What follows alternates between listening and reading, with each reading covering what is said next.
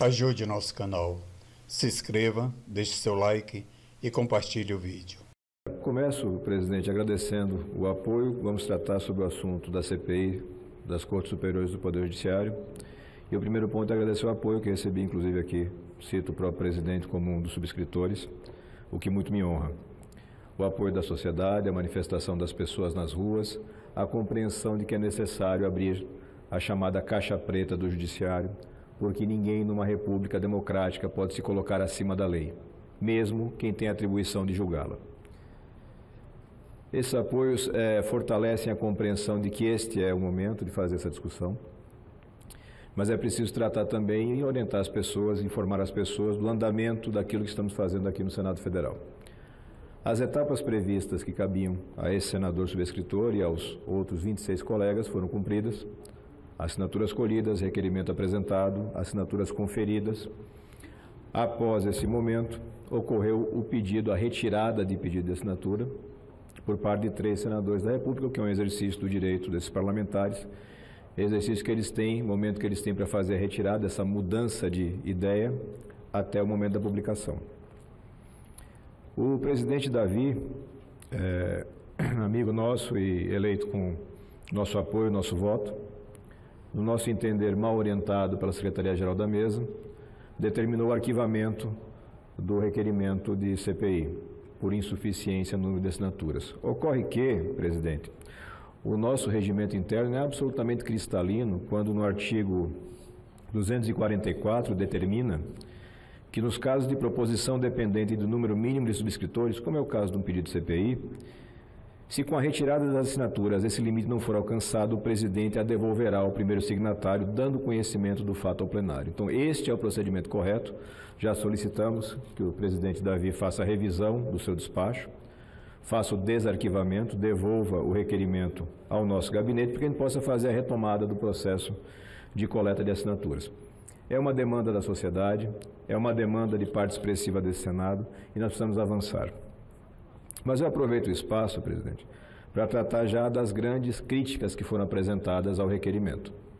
E a gente pode dividir elas rapidamente em duas temáticas. Uma delas de ordem política, pseudo-pragmática. Pretensiosamente se quer criar uma fila de prioridades no Brasil. E toda vez que falam, lembrando, o senador Dário Berger agora falava do quanto tempo nós temos desigualdade no Brasil, eu só me lembro de uma expressão, e eu certamente não deveria ter idade para lembrar, mas lembro da importância que ela tem, que era do Delfim Neto, aquela teoria de esperar o bolo crescer para depois repartir. Até hoje ninguém repartiu nada e falta bolo para muita gente. O bolo de hoje é a Previdência. Vamos resolver a Previdência primeiro e paralisamos o país, não tratamos de combate à violência, como o Major Olímpio lembrou a importância que tem, não tratamos de reforma tributária, não tratamos de nenhum outro assunto. Para o país, para o parlamento, mais de 500 parlamentares não têm capacidade de tratar de mais um tema. Esse é um falso pragmatismo. E a sociedade já está suficientemente esclarecida para saber que isso não cola. Outros pontos que foram levantados são de ordem técnico-jurídica. E aí o cidadão comum é muito difícil e alguns colegas adentrar na seara técnica, é natural. Primeiro ponto que se questiona, pode acontecer uma CPI do Judiciário que analise atos ligados ao Judiciário?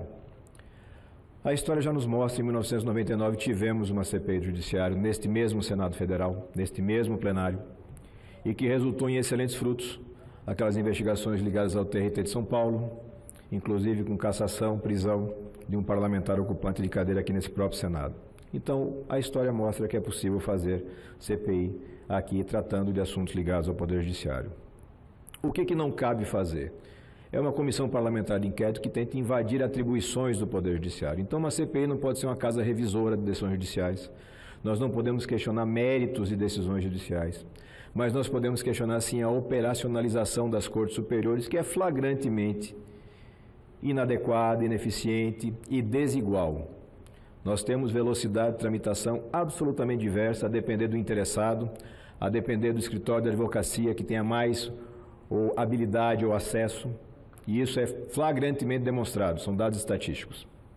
Então, podemos fazer uma CPI, já foi feita uma CPI, e quem atacou essa análise, quem fez essa análise num voto importante foi o ministro Celso de Mello, do próprio Supremo Tribunal Federal, quando reconheceu a evidência de que o Senado tem sim condições de fazer uma CPI que verse que trate de assuntos que têm ligação com o Poder Judiciário. E, ao fazer isso, o ministro Celso de Mello, decano do Supremo Tribunal Federal, apontou duas situações muito claras. Primeiro, a ressalva de que não se pode invadir o mérito de decisões judiciais, porque esta é uma seara exclusiva do Poder Judiciário, atribuída na repartição de poderes pela nossa Constituição da República. Mas nós podemos tranquilamente tratar de questões orçamentárias e, no caso específico do requerimento que tratamos, de questões operacionais. O que justifica, sob o ponto de vista operacional, de distribuição, de tramitação, que possa ter uma diferença de décadas de andamento entre pedidos de natureza muito similar. Que você possa ter determinados ministros de cortes superiores com estoque de processos à casa dos milhares e que tramitam em velocidade de relâmpago, com horas, às vezes minutos, pedidos de determinadas partes. Então, isso é absolutamente tranquilo, o próprio Supremo já tratou disso e não há dúvida. Um outro ponto que o ministro Celso de Mello ressalta é que a este Senado da República cabe processar, julgar e processar os ministros, inclusive da Suprema Corte, em caso daquilo que se chama comumente de crime de responsabilidade, que não é crime, na verdade é uma infração político-administrativa, mas tem esse nome.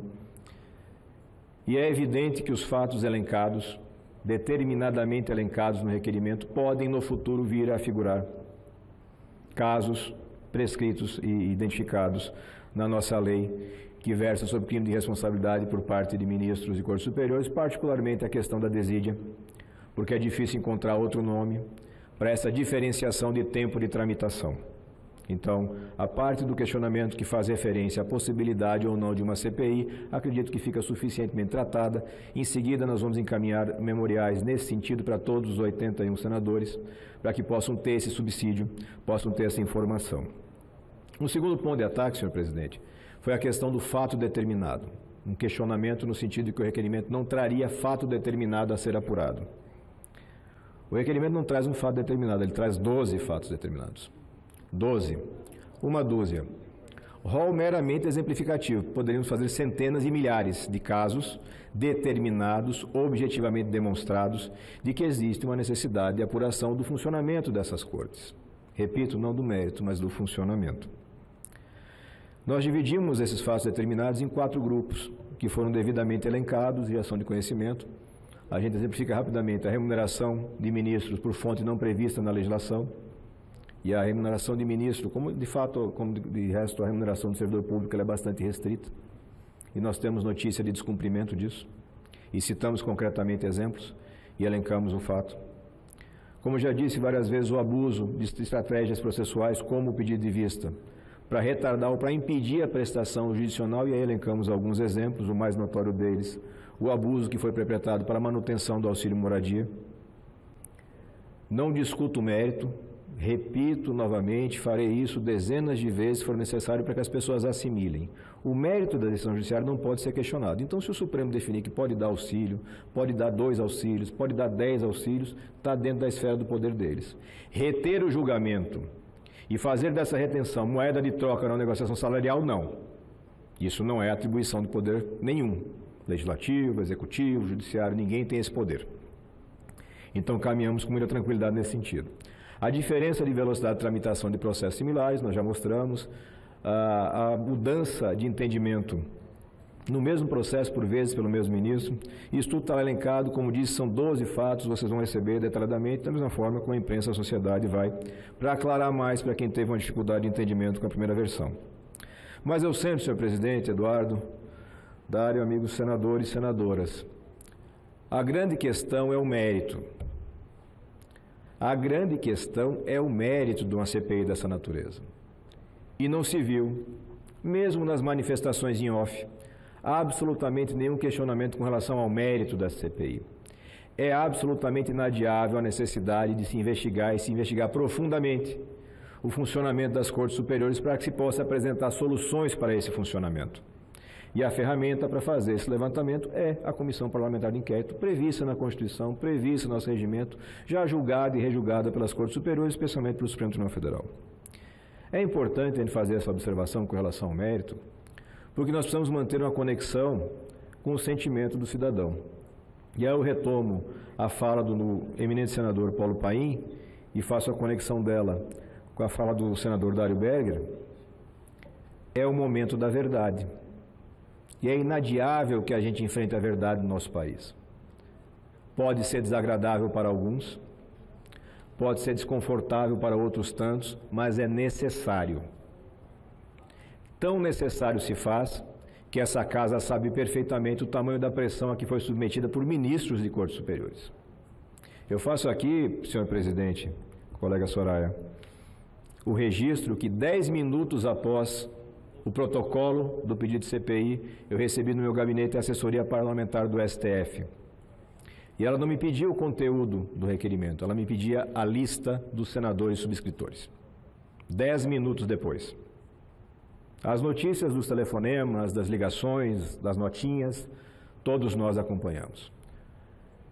É importante, senador em primeiro mandato, na realidade senador quase que em primeira semana, registrar que essa casa não pode e não deve se acovardar diante de ameaças de qualquer natureza. Eu tenho a mais absoluta certeza que os senadores e senadoras da República não se diminuem, não se rebaixam a ameaças de qualquer natureza. Eu, particularmente, pessoalmente, registro com a mais absoluta clareza que não me amedronto e não restringe a minha atuação, que é garantida pela legislação e principalmente pelo voto dos sergipanos, a qualquer tipo de interesse que não seja um interesse público efetivamente demonstrado. Então o requerimento foi apresentado porque era uma demanda real e ela não foi questionada. Ele foi indevidamente arquivado, já protocolamos o pedido de desarquivamento. Se mantiver essa decisão absurda, teratológica, equivocada, tomaremos as providências cabíveis para que se dê andamento e, se necessário for, e nesse sentido nós temos várias manifestações de senadores que não subscreveram o primeiro documento, mas que querem subscrever um novo, daremos novo requerimento, seja na CPI exclusiva do Senado, seja na CPI mista com a Câmara dos Deputados, porque também existe essa demanda latente por lá. Pois não, senador Eduardo? E uma parte, por favor, obrigado.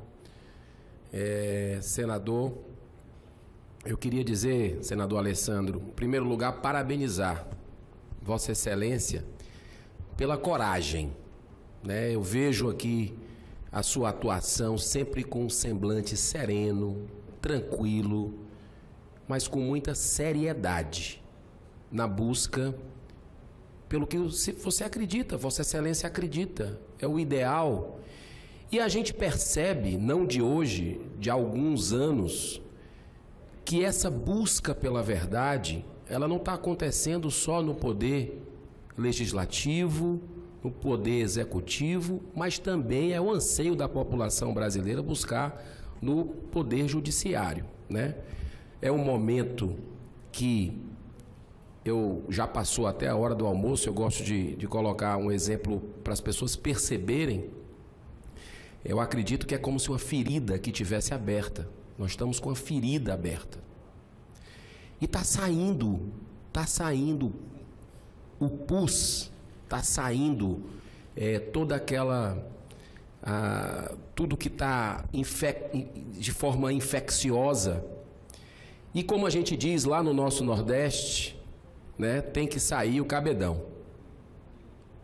Então, é muito importante, não é caça às bruxas, absolutamente, o senhor deixou claro mais uma vez, o objetivo é se buscar abrir caixas pretas que hoje deixam os poderes brasileiros longe da população. Eu falei que o presidente Davi, logo quando ele assumiu, que um dos grandes desafios do novo presidente, que é uma pessoa extremamente habilidosa, humilde, né, e que quer ver a coisa correta, eu falei que o grande objetivo dessa casa é se aproximar da população brasileira, porque estava um hiato muito grande. E talvez pela primeira vez a população brasileira, pelo menos dos últimos 10, 15 anos, ela está confiando em nós, senadores e senadoras, como nunca. Eles estão dando um voto de confiança que começou na eleição da casa, aqui, daquela batalha que houve aqui, e ela está dando crédito que a gente vá fazer um bom trabalho, que a gente vá buscar encarar certos paradigmas que precisam ser encarados. E Eu acredito que Vossa Excelência está coberto de razão em buscar novamente, se vai fazer outro requerimento, se vai buscar novas assinaturas. Eu já assinei a primeira vez, vou assinar a segunda vez, porque acredito que o objetivo é investigar o papel da nossa casa. Não é porque o Supremo Tribunal Federal ele está há alguns anos usurpando o poder dessa casa legislativa, com vários temas. Não é por isso, não é um revanchismo, é porque tem situações que precisam ser esclarecidas. Eu, por exemplo, sou favorável a um mandato, que os ministros têm um mandato. É 10 anos, é 12 anos, mas como é que é? E eu acredito que a carreira do magistrado, ela precisa ser escolhida até para ter mais independência. Hoje é o presidente que escolhe, mas eu acredito que deve ter um processo onde os próprios magistrados definam, pela meritocracia, pelo tempo, pela sabedoria, eles possam chegar a ser ministro do Supremo. Eu acho que o Brasil tem que ser repensado, no meu modo de ver, esses processos de escolha têm que ser repensados, como discussões que existem também no Brasil para a questão de impeachment, né? Muitas vezes chega no presidente do Senado, como a gente tem visto ultimamente, e fica na gaveta. Tem fatos, tem apelo popular, mas fica na gaveta. Então, eu acredito que tem que ser repensado para que líderes de partidos, senador Dário Berger, líderes, senadora Soraya, senador Isalci, possam, sei lá, o número de 7 líderes, eles possam requisitar que tenha andamento, né? Que o processo de impeachment possa ocorrer, porque essa casa, ela é da competência dela também fazer isso. Então, eu queria dar os parabéns pela sua coragem, né, dizer que o senhor me inspira, Vossa Excelência me inspira com esse trabalho, com essa CPI, e nós acreditamos que a coisa, tenho muita esperança que vai andar e que nós vamos conseguir fazer esse trabalho com tranquilidade, com muito equilíbrio, né, mas para buscar esse anseio, que é um anseio não apenas da casa, mas do povo brasileiro que nos escolheu para estar aqui nesse momento tão importante da nação. Obrigado, senador Eduardo Girão. É efetivamente isso. É dar seguimento àquilo que se comprometeu em termos de mudança, em termos de renovação. As mudanças nem sempre são sem dor, né? Algumas evoluções têm etapas mais duras, mas essas etapas precisam ser enfrentadas. Não dá mais para se tolerar no Brasil democrático, que nós todos desejamos, autoridades que se coloquem acima do bem e do mal, autoridades se coloquem como absolutamente inatingíveis pela lei e por qualquer órgão fiscalizador. Como disse e citei, o próprio Supremo Tribunal Federal já reconheceu a possibilidade de que a CPI aconteça, estabeleceu limites, esses limites estão sendo seguidos e é preciso que dê andamento com respeito, com equilíbrio, com eficiência, mas principalmente com a certeza de que o Brasil precisa avançar. Chega desse Brasil das impunidades e das mega autoridades que se escondem. O cenário ideal, senador, é que nós tenhamos uma casa sem gavetas. Obrigado. Senador, gostaria de fazer uma parte para parabenizar Vossa Excelência pela coragem, pelo que enfrentou nesses últimos dias. Com certeza não deve estar sendo fácil. Mas eu acho que a população também precisa saber, e a gente precisa lembrar, que não é uma questão de demonizar o Poder Judiciário. Né? Então, às vezes, levam essa imagem e não é isso. Né? Como nós não podemos demonizar a classe política, o Poder Legislativo. Eu sou advogada, trabalhei por muitos anos dentro do Tribunal de Justiça do Mato Grosso do Sul. Nós sabemos que há profissionais de todas as vertentes, né? Mas há muita gente séria, muitos juízes, muitos desembargadores, muitos ministros, gente séria. Como há políticos sérios, que eu lá fora jamais imaginei o que nós vimos aqui, nós novos, eu não imaginei ver tão descaradamente, mas eu também não imaginava que certos políticos já antigos iriam me impressionar pela forma com que agiram, pela lisura. Então, me impressionei dos dois lados. Quero aproveitar para citar alguns nomes do Poder Judiciário do Mato Grosso do Sul, que muito eu honro e confio. Wilson Bertelli, desembargador do TJMS, Dr. Alexandre Corrêa Leite, juiz de direito, Dr. João Maria Loz, desembargador, e em nome deles parabenizar e lembrar e exaltar os bons. Então não é essa caça às bruxas. Porém, nós temos fatos determinados, né, pontuais, que precisam ser esclarecidos. Então, se estão todos dentro de uma casa só, nós não sabemos, mas nós vamos apurar, ninguém está condenando aqui. Nosso trabalho é apurar. Se ninguém deve, ninguém tem que temer.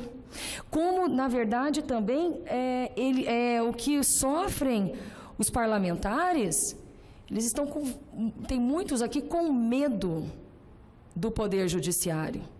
Mas o Poder Judiciário não tem medo dos parlamentares? Porque é muito fácil não entrar um impeachment, é uma decisão monocrática. Então, nós temos que mexer isso mesmo, senador. E nós não podemos aceitar, e isso nós vamos mexer nisso sim, né? Até em homenagem ao senador Magno Malta aqui, que até nos orientou bastante nesse sentido, que havia uma meta de fazer isso. Então, nós vamos só fazer a nossa parte, cada um fazendo a sua. Então, nesse sentido, conte comigo, tá? Para que a gente exalte os bons, mas, infelizmente, não temos bons em todas, né, em todas as profissões. Muito complicado isso, tocar nesses assuntos. Por isso que a gente fica, né? Justamente até por isso, porque depois as pessoas começam a ser perseguidas. Então, é isso que nós temos que mostrar para a população, escancarar essas coisas, abrir as portas e dizer o que atrapalha, o que não atrapalha, se houve ameaça, se não houve, né? Então, parabéns mais uma vez e conte comigo.